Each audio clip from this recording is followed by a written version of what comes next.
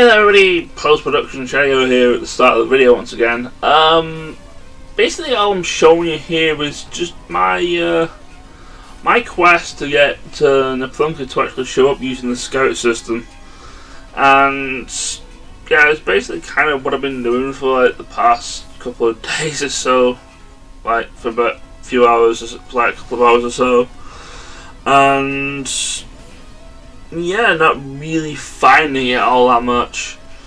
So eventually I do get bored, and since they gave me the treasure hints for the Sakura part, I actually ended up going out and doing those as well. Basically what I've been doing, I've just been going, waiting for those. If I got the treasure hints, I went and did them. The first one I believe was kill 5 horsebirds, which I eventually ended up doing. Just kill all the horsebird enemies, you're guaranteed to drop them there. Use just basically spam skills. Looking at where the treasure is, actually, if you come from like where you exit the first area to transition into the second area, it's just basically straight ahead of you from there.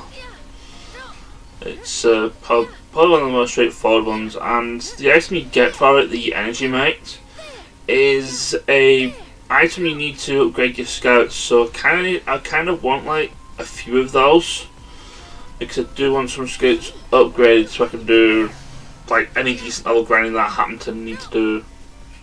I don't technically really need to do it, but yeah, I may as well show the best way of level grinding, or at least try to.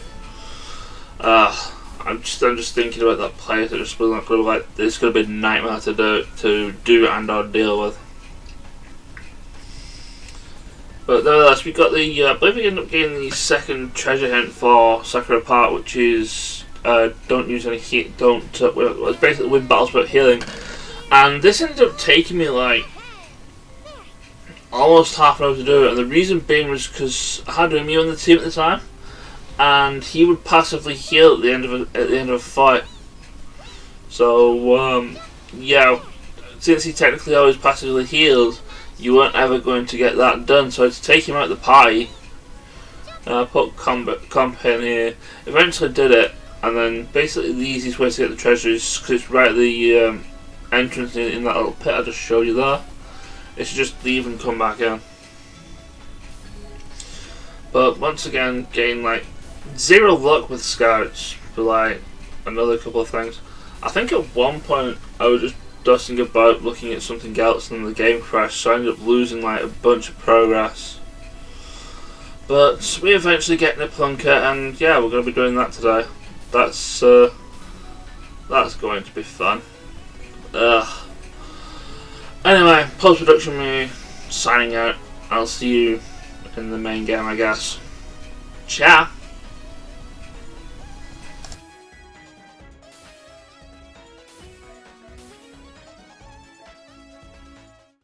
Hey there everybody, this is Shadow and welcome back to Megadimension Neptunia V2. In the last episode, it's kind of been a while so I've kind of forgotten, but if memory serves, we went to Sakura Tree Row and we got a bit of a sticky jam with that for. Off screen, as you've probably already seen, I've kind of been dusting about waiting for the scouts to do things, and as you can see, they found a couple of things. If you notice that the scout icons move from place to place between episodes, it's generally because I've been moving them about off screen, because you don't really need to see that. But anyway, they found a couple. Like I said, they found a couple of things. They found a couple of new scouts as well. So yeah, more scouts to use and abuse. But more importantly, they kind of found this place which is 100% optional, and I hate it. And I'm going to be doing that today. But not just yet, because we have other optional things to do here. Specifically, I do need to have quests to do in the guild, but we go into the guild here. Because I have DLC, a cutscene is going to take place, and we're actually going to get a new party member. This party member, I believe, this is Million Arthur, and unfortunately, we can't actually get her DLC through like quote-unquote legitimate means anymore, since the lease on her thing, on her being a thing, is no longer it's not a thing anymore, basically. and also the game series that she's based on is also more or less dead. Basically, Million Arthur, from what I could have a quick look at, is basically like a mobile card game made by Square Enix, which is kind of weird considering that there is a representative, somebody representing Square Enix in this game, and it's nowhere near Planetary. But yeah, it's sort of like from what I can tell, a card game of sorts. Yeah, the only thing that you can really get from a Million Arthur game now, there is a fighting game I know it's on Steam, so you can get it on the PC, made by the same people who did the Akeda Heart game. So there's that. But anyway, I want to go into the guild and get this cutscene started.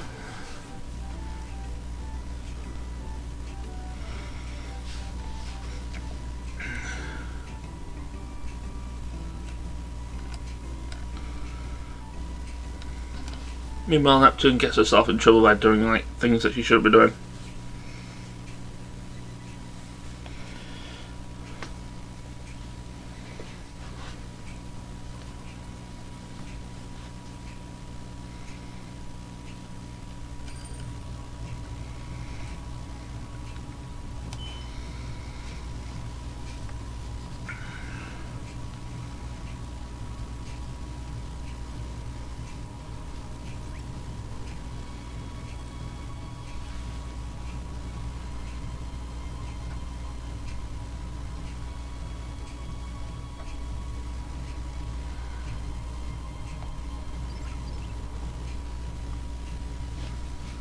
Neptune, just transform into Purple Heart and obliterate them all. It's going to be fine.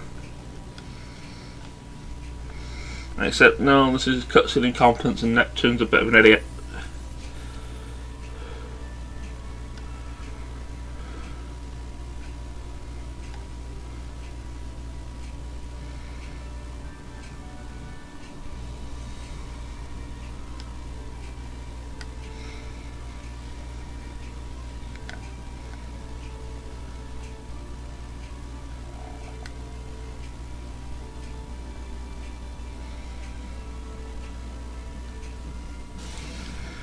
Oh yeah, we do actually get to have her in the party. We do actually have to get her in the party here. So,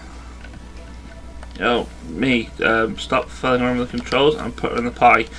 She's going to pretty much replace.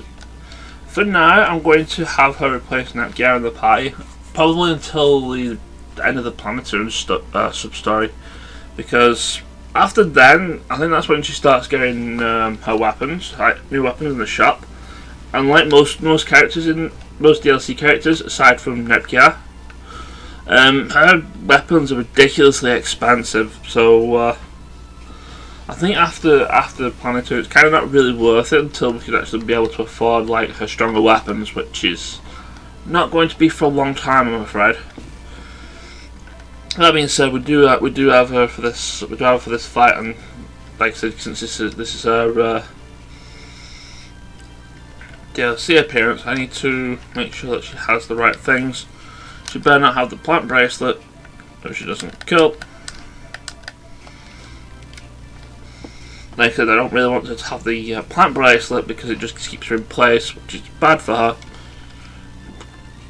She's a melee fighter, basically. Moving on. The fight is more or less pretty straightforward, even though it's like basically just two standard things. Oh, and just in case you didn't realise, Comp has in fact joined us. She is pretty much how Comp usually is. She's very swishy. Primarily there for heal and support. She can actually attack this time because I say she can attack, but like she has decent specials this time. My SP moves. As for Million Arthur, Million Arthur's pretty great. She already starts off with a 30 HP single target, similar to Comper. Comper also actually has heal paralysis and heal poison from the get-go as well. I believe these guys. I think these guys are weak to fire, so we'll use fire skills. But yeah, the vast majority of that Millennium skills is basically she summons like essentially summons monsters like cards similar to Yu-Gi-Oh, which is kind of like how the mobile game played. And then I think she gets one of each element. So she can be pretty versatile when it comes to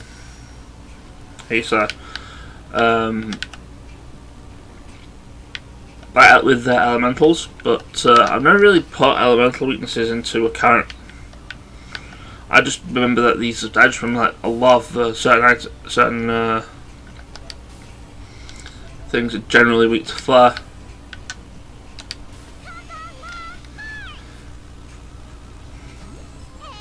But yeah, Camper can do a lot of damage with her SP attack, which is pretty great.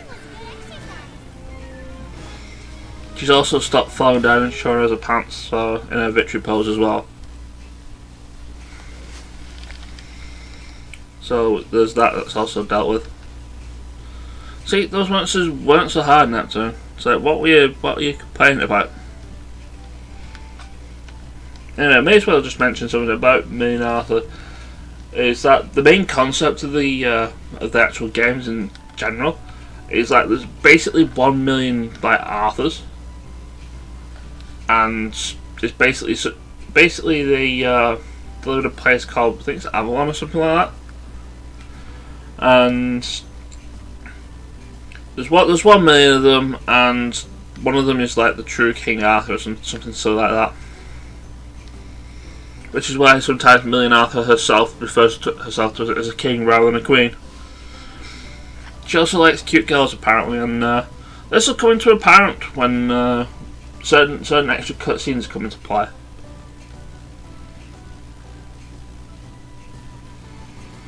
Oh yeah, that's all I really had to say about Million Arthur. She is quite versatile with the elements, but other than that, fairly decent normal attacker, I guess.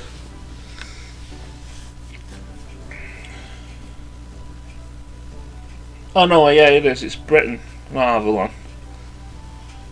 It's the same concept anyway. It's like based on Arthurian legends and silly things like that.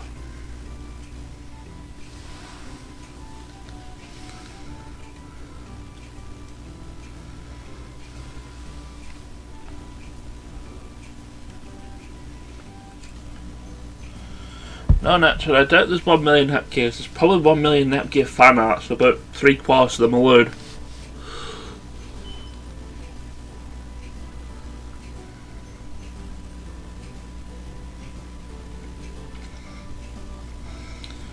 But anyway, Chikama's there just to try and keep Million Arthur in check, and sometimes she doesn't really do a great job of it. But, like I said, we'll see it a lot more in like bonus cutscenes that feature Million Arthur.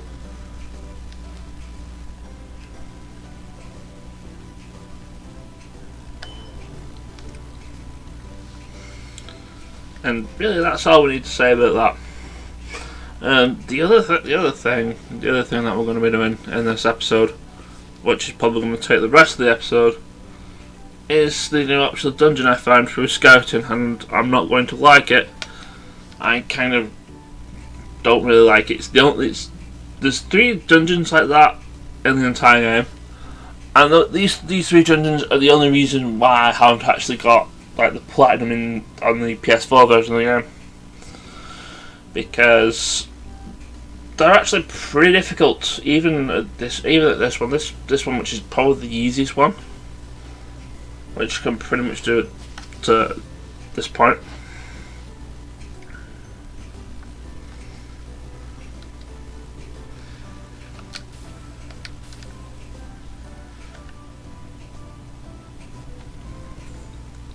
But we kind of have to do it anyway. I kind of have to do it anyway because it's got the thing that I need to upgrade the power bracelet along with getting industry to level 6. So here's Spelunker. I did the root building to it. Beforehand, you do have to root build to it, just so you know. Like I said, we did find some other things. We found a turret cave, you have to root build to that as well. And we found Reload Grasslands, which is in the way. We can't actually even get to that at all until we start Bland's story. And I believe you have to root build to it. I believe the scouts will eventually find something in Leanbox as well, which we'll have to wait until Vert's story before we can see that. But anyway, Spelunker. If you probably may or may not have ever heard of the game Spelunker. It's an old, I believe it's the one I remember is it's on the NES. It's just basically about an explorer guy spelunking some caves, and it's really difficult because you fall from like a small height, you die.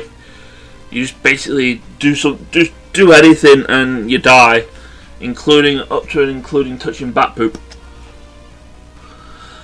These dungeons, they're similar. They're pretty much exactly the same. They're really stupid. They're really difficult, and I mean, you do get nice things for completing them the first time. It's just that the later two dungeons hard enough that I've never actually beaten those two, and I'm not even going to go anywhere near them. I'd rather just not even do these ones, but this one you kind of have to do. Well, I don't really have to do it, but I kind of want the upgrade to the power bracelet, and the only way to do it is by doing this.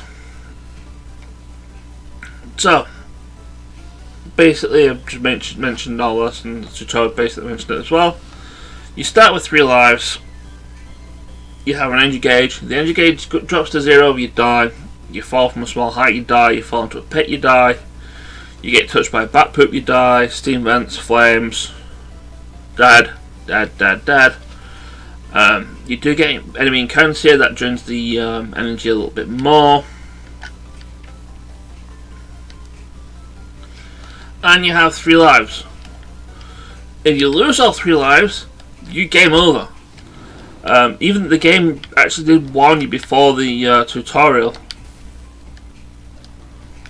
to save beforehand. I mean, I could use the save that I did before I started this video, but I'm going to do another save because not on that one. Do it on there because I don't really want to be going through all the cutscenes again. Also, let's put Million Arthur as the leader because I want to show it. May as well show her off, I guess. So yeah, first thing you probably already noticed for this place, pit right in front of us, which you have to jump over. That's a jump over. Now I kind of want to avoid as many of the enemies as I can, but they're actually pretty quick.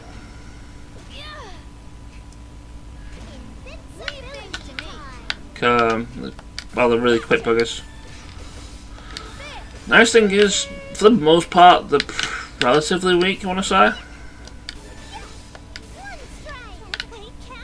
Now, I'm saying that, and this bat is taking giving everybody's attention to an extent.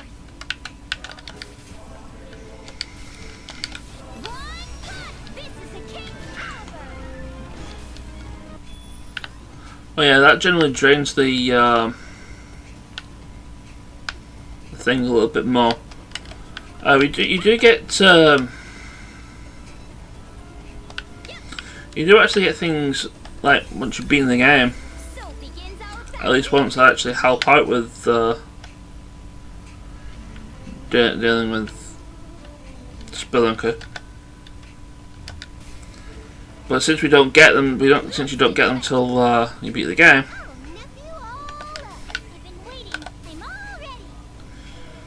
I just want to run from these things because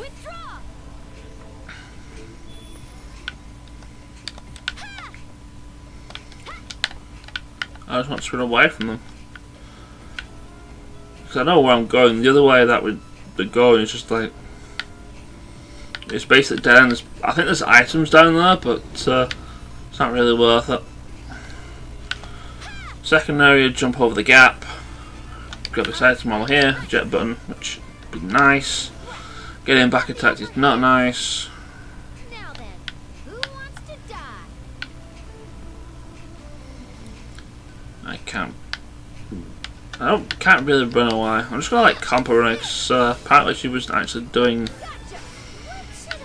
that much damage to the bat. I think she's doing like no damage whatsoever. So yeah, you get through it. You run away, please, camper.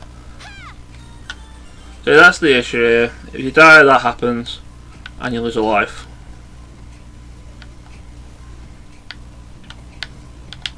Go away, bats. I don't want to deal with you. Like I said, there's a lot more helpful things that help out with Spelunker later on, but we don't have them since you have to beat the game first in order to deal with them.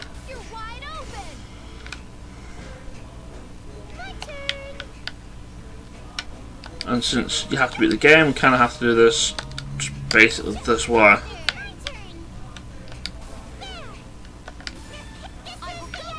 Oh, they're weak to light. Good to know.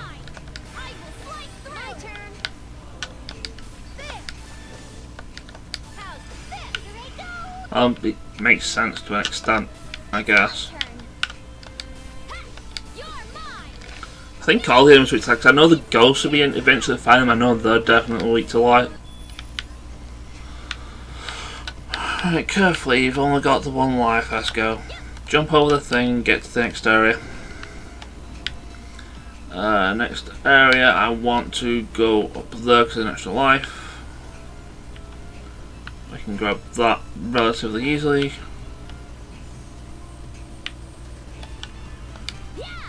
Jump over here, get the speed booster.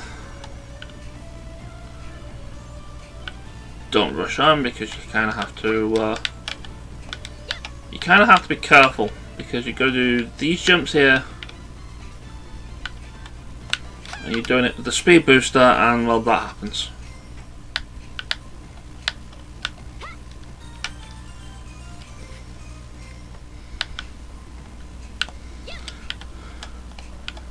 Might be a good idea to let the speed booster finish, but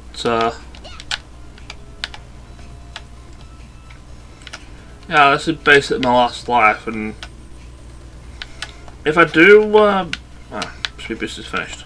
Cool. Hop over all of these, hop over to this, hop onto that, jump, and well, done. First try. Like I said, if you lose all your lives, it's basically a game over. You just get booted back to the title screen, which is kind of the main reason why I don't like these dungeons. And it didn't say, but basically got the thing that we need to craft the upgraded power bracelet, and we don't even need to go in here again unless, like, you know, you want to go for the hidden treasure. I think the hidden treasure for this one is beat a giant ghost without losing a life. But you need to actually find the giant ghost in the dungeon, which you need scouts for to make it appear, and you need the thing to make it. You need scouts to get the mission criteria. So with that done in like less time than I kind of expected, may as well just get progress with the story. It's a nice thing. I was expecting this to go on a little longer than anticipated.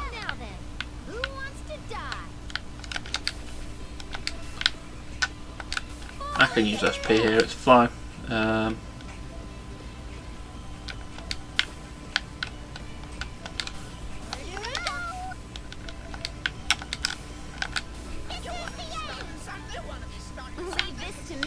You two don't start moving. I need you to be in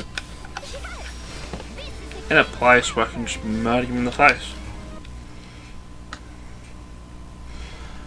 Like I said, most of these are fairly straightforward at this point, so if I'm not commentating about something, then yeah, I'll probably be cutting those out. Anyway, cutscene before the next segment, I guess. It's us have gone out together. Yeah, between the festival and dealing with Affimax, we've been working 24/7. I heard they popped up in Last Station recently. Right. If I recall, what got stolen over there was some company's documents and research about some of their patents. Didn't Arbor steal a game console before that, too? Yep, for some reason, Affimax keeps stealing Planetunian game consoles. I don't really know what's up with that.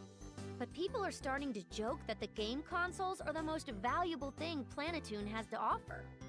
Seriously, I have no idea what they're planning with that. Such a weird move.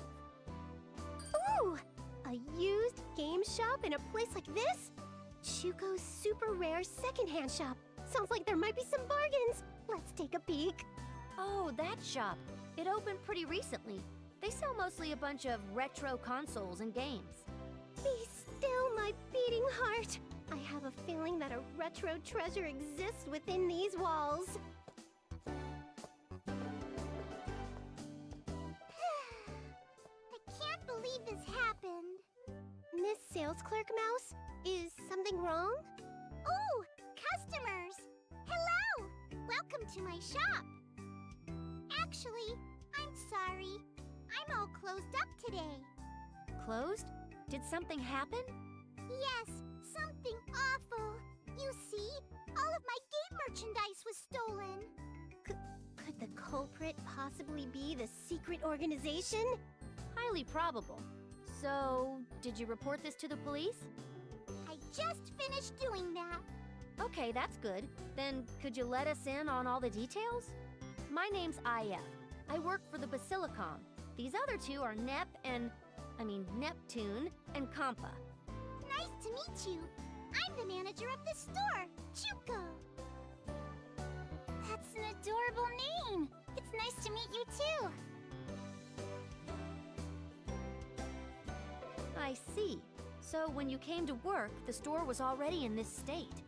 And all of your used games and consoles had already been stolen from your shop. Are used consoles and games valuable enough to warrant stealing them? They aren't all that expensive, so I can't believe they're really worth it.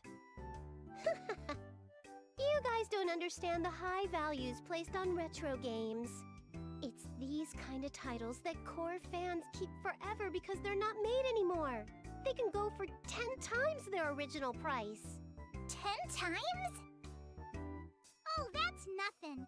Some games produced in small quantities might sell for over 100 times the original price. 100? But does anyone even buy them for that much? Oh, Kampa, you don't get it. It's a pretty good look to have games like that in the shop, even if no one ever actually buys them. Just by having them on display, lots of customers will roll in from curiosity or thinking that the shop has a good selection. So that means rare games and consoles can mean a lot for a shop's status. You're amazing, Nep. You know so much!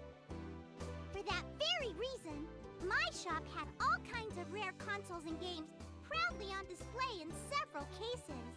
But as you can see, all the cases have been broken into, and they've all been stolen! My shop's already struggling because of copied games and illegal downloads. And now this! There will be no forgiveness for that thief. As a gamer, I can't forgive this crime. They most certainly deserve death. Nep's personal desires aside, the Basilicom will conduct its own investigation. We'll contact you as soon as we find something. Thank you so much for your kindness. It's gotten so dangerous lately. I hope we can go back to how peaceful it used to be here. Honestly, Planetoon's doing relatively okay. I just got word that Leanbox is being invaded by unknown forces. Doesn't get worse than that. The bummer for us is that all air and ship transportation has been halted because of it. That's kinda scary. I wonder if Bert's okay. I hope she's working something out.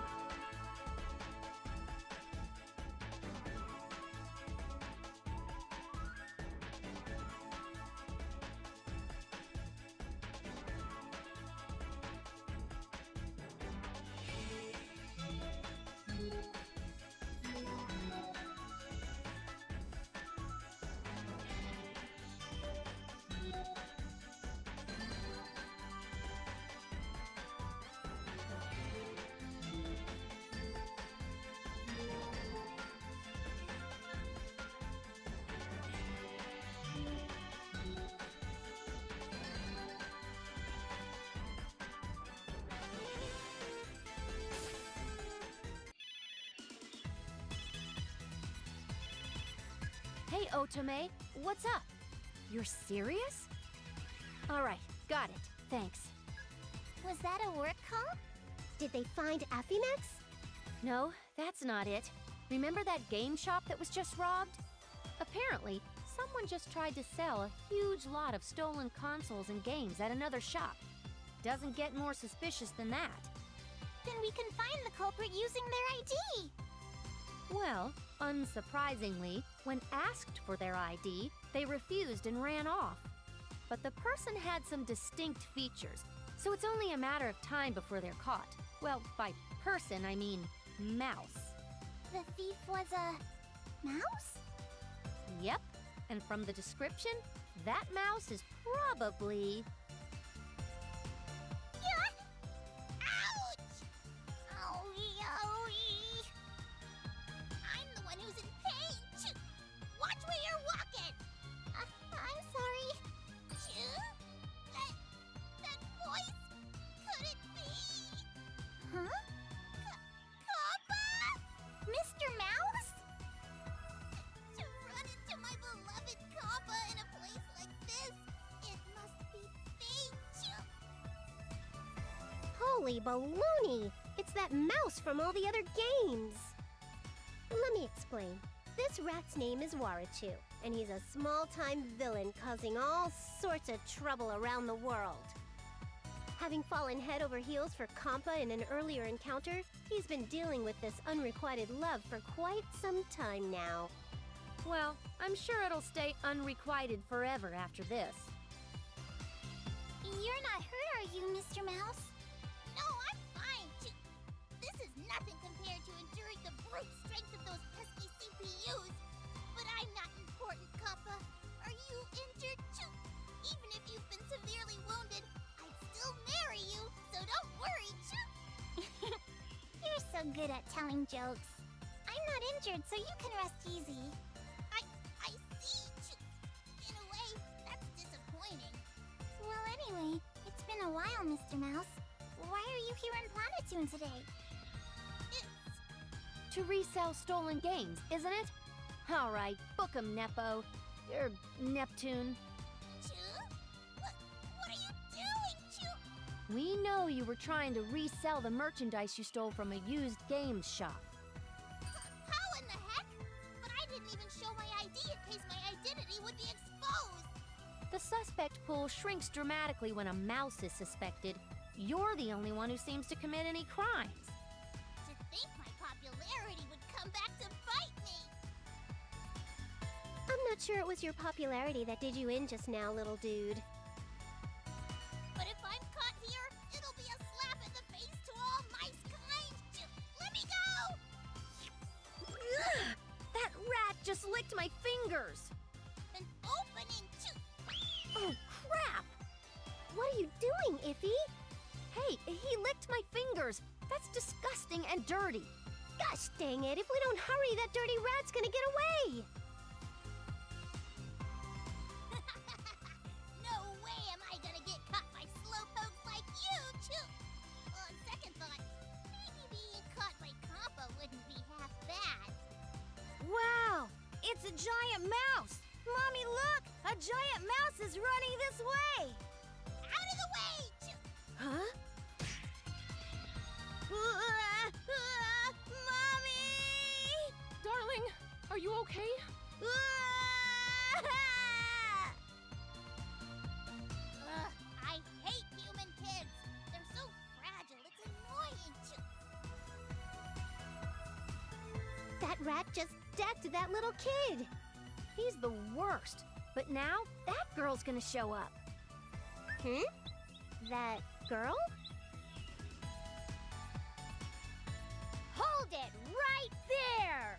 There she is. Choo! The heavens, the earth, the people all call! They summon me to defeat the wicked! Listen up, evildoer! Who in the hay is that? I think I know that kid from somewhere. Who the hell are you, Choo? Think you're so tough? Out of my way! I am the hero known as Presto Mask! To cause a child to cry is inexcusable! I will deliver swift justice!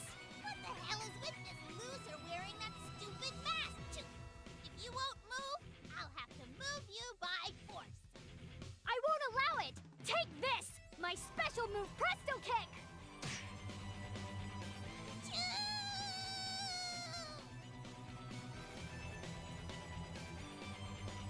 Some people are just too proud to admit their own mistakes. Thank you, Presto Mask! Thank you so much. How can we ever repay you? I only did what's expected of a hero of justice. You don't need to thank me, ma'am. The epitome of a hero. How cool is that? So you're the ones chasing after that mouse? That's right.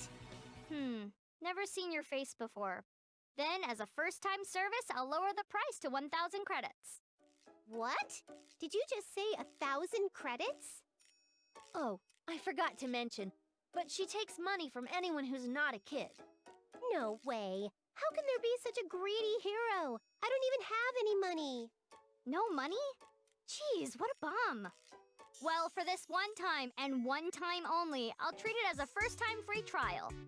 But you better pay up properly next time, in advance, too. I'll see you all another time then. Farewell!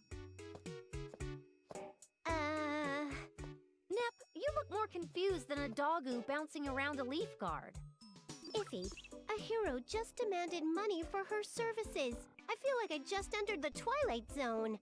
Hey, you're always saying how the people of game industry should think outside the box more. That kid's about as outside the box as they come. Mr. Mouse is very out of it. Iffy, would it be okay if I took him back to the Basilicom and fixed him up a bit? Geez, Compa, he's a thief, you know. Besides, the police wouldn't... But I can't just leave him out here. Look at him. He's just lying there unconscious on the ground. I understand how you feel, but come on. Iffy, I second Compa's motion. Let's get him healed up. You too, Nep? It's not like we're complete strangers. We can throw him a bone, right?